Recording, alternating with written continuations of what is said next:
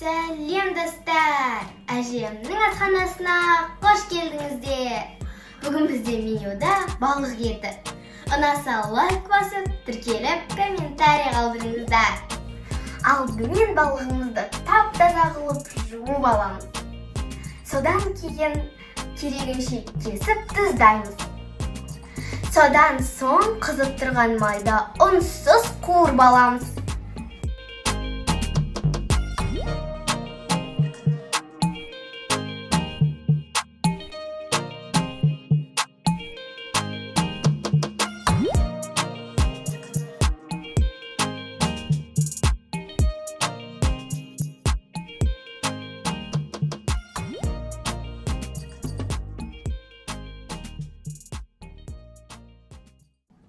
Балығымыз пісті.